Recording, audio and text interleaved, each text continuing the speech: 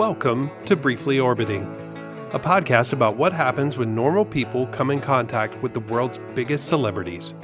I'm your host, Matt Courtois.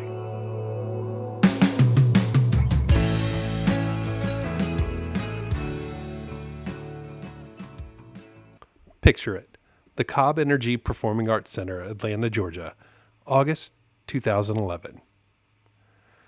By all accounts, it was a wonderful party. I wouldn't know. I was stuck outside. I asked my wife what she remembered from that night, and two things really stood out. The first was that her dad's best friend came up to her at the after party and pulled her aside to say, "Thank you for thinking of us.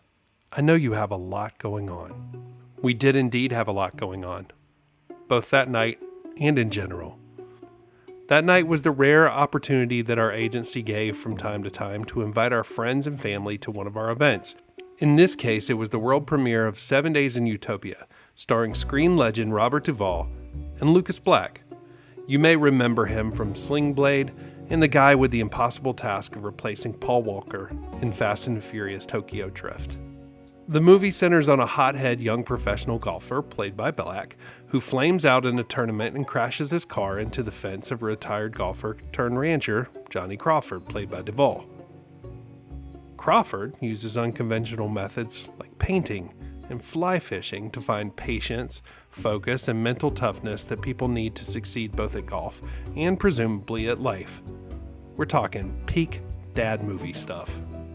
So it was really great to invite some really great dads in my life to attend. My dad Randall, my wife's dad Ken, my wife's uncle Robin, and my father-in-law's best friend Sid. They all got to bring their spouses for a Hollywood premiere in their own backyard. Since it was a golf movie, there was a green carpet. And in addition to Duvall and Black, PGA pros Stuart Sink and Ricky Fowler attended, as did Atlanta Falcons legend Warrick Dunn. So now we've moved from peak dad movie stuff to elite dad territory. Just oozing with bad puns and WD-40. The event would also be a rare opportunity for my family and my wife's family to see each other, and for all of them to see what I actually do for a living. My parents never really understood the role of a publicist. They would sometimes ask how work was going, but they never really dug too deep. Once my mom asked me if my job was in sales, and when I said no, she told me, "Well, as long as the check's still clear, I guess I'm happy if you're happy." Then another time, on a trip home to see them in my hometown, I got to participate in their daily routine, which consisted of a heavy Southern breakfast, followed by sitting on the couch for the second and third hours of the Today Show, flowing directly into Live with Regis and Kelly. On that particular morning, my dad noted that Sylvester Stallone appeared on both of their programs wearing the same sweater. "Do you think it's someone's job to get him to both places?" he asked. "Dad," I said, "you're actually describing my job." "I am? Oh, okay," he said. No further follow-up questions. My wife and I were very fortunate that our parents got along extremely well. In-laws can be a crapshoot. I never asked them, but I do wonder sometimes what they thought about our relationship in the early days. My wife and I met and fell in love at work. We were both just out of college and we were trying to find our way. The day after graduation, I loaded up my meager belongings and moved to the Atlanta suburbs, trying to break into radio. And since I waited tables through college, I knew that I could fall back on that skill set while I bided my time until the broadcasting powers that be came a-knocking. And since my previous hospitality experience was working in the nicest restaurant in my college town, I thought it would only be fitting that I applied to the nicest place that my 23-year-old brain could muster up, Outback Steakhouse. That's right. My wife and I fell in love at the Outback Steakhouse, home of the Bloomin' Onion and that syrupy sweet wallaby darn. A joke I'm just now getting 25 years later. I'd been working there about a month before she showed up. Turns out we had mutual friends from college, so we started hanging out. And just like the melty gooiness of the Aussie cheese fries, we've been hard to pull apart ever since. We were both pretty broke when we first started dating, so our date nights would often be spent at other area Outbacks where we were able to dine for half off just by showing our check stubs. We spent a lot of our early years under those Ayers Rock colored ceiling tiles, so you probably think we'd be sick of it by now. But let me assure you, we are not. We still regularly go for our anniversaries, and now we take our kids so they can see where it all started.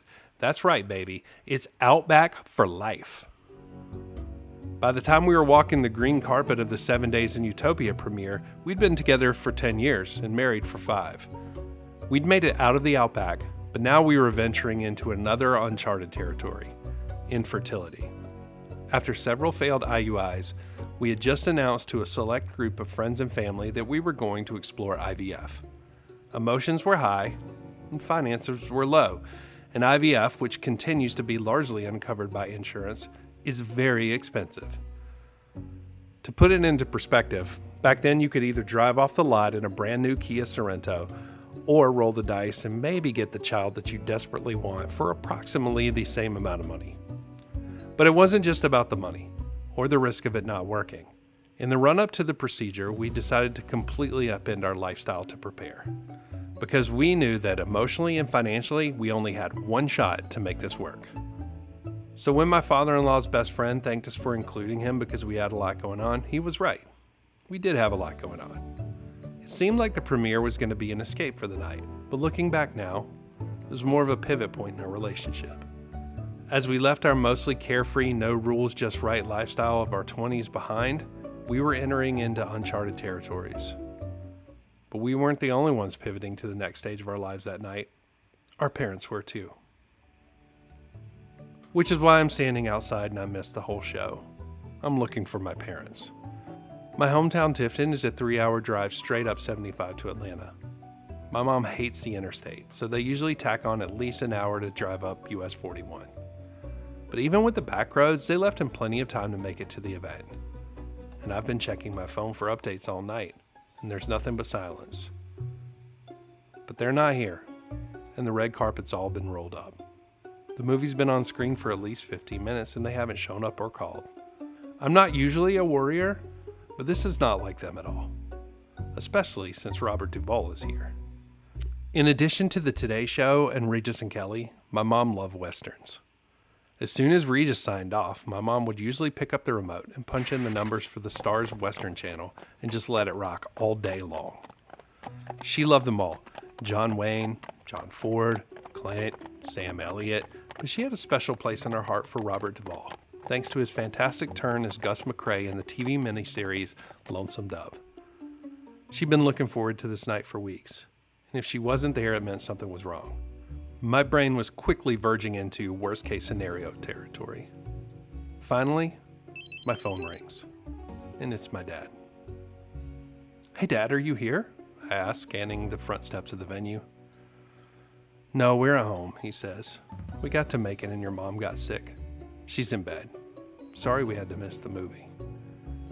"It's okay, Dad. I'm just glad you're okay," I said. I didn't know it at the time, but my mom was sicker than any of us knew. But before I could get another question in with my dad, I feel a tap on my shoulder. I turn around, and it's Robert Duvall. "Dad, I have to call you back. I love you." And I hang up the phone. "Excuse me, son. Sorry to interrupt," Mr. Duvall says. "Do you know where I might be able to find a good steak around here? I hear great things about this place called Longhorn." "Mr. Duvall," I reply, "all due respect, I cannot let you go to Longhorn Steakhouse tonight." I turn to him and I say, "Let me get you a car and I'll send you to the right place." That's right, baby, it's Outback for life. Despite my steakhouse allegiance, I didn't send him to the Outback that night. I told the driver to take him to Canoe, an Atlanta staple on the Chattahoochee River. Once I got his party into the SUV, I promptly called the restaurant to give them a heads up. "Sorry, sir," their host replied. "We're completely booked for the night." "Look, this isn't a regular request," I said. "Tell your manager that Robert Duvall is coming. Robert Duvall from The Godfather. Robert Duvall from Apocalypse Now. Robert Duvall from Lonesome Dove. That Robert Duvall is on his way. I bet you can find the room." Turns out they were able to squeeze him in, and he was back in time to work the room at the after party, shaking hands with the film's producer, crew, and attendees, including my in-laws. They said it was a magical night. Years later, they would still bring it up and brag to their friends about their brush with Hollywood. I asked my wife what she remembered that night, and she said 2 things really stood out. The first was that her dad's best friend came up to her at the after party and pulled her aside to say, "Thanks for thinking of us. I know you have a lot going on." The second thing she remembered was during her movie, her dad, out of nowhere, started crying. "I can count on one hand the number of times I've seen him cry," she said, when his mom died, when his dog passed away, and during that movie. Was the movie that sad, I asked? Not really. The movie was fine, not really that memorable, but something must have really gotten to him that night, she said. Turns out, we weren't the only ones with a lot going on. Robert Duvall passed away in February on his sprawling horse farm in Virginia. He was 95. When I was doing research for this episode, I came across a great Robert Duvall quote from an interview in the New York Times. Somebody once said that the best life in the world is the life of the second leading man, Mr. Duvall told the Times. You travel, you get a per diem, and you probably got a better part anyway. And you don't have the weight of the entire movie on your shoulders. Movies aren't real life. None of us are the lead. But some, whether we know it or not, carry the weight on their shoulders. Now, I'm not sure what happens when you die, but I'm pretty certain about a couple things. Wherever Duvall is now, he can rest easy, free of the weight this world carries. And I'm sure the per diem's probably better. And I'm certain the steaks are better than Longhorn. Outback for life. Briefly Orbiting is written, produced, edited, and hosted by me, Matt Courtois. Briefly Orbiting is recorded in beautiful Marietta, Georgia, the small town with the biggest heart.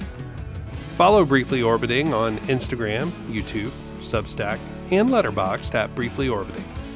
Do you have a good celebrity story that you think might make a good episode? Email me at brieflyorbiting@gmail.com. Thanks for listening, and remember, the world is a better place when you just let people be who they want to be.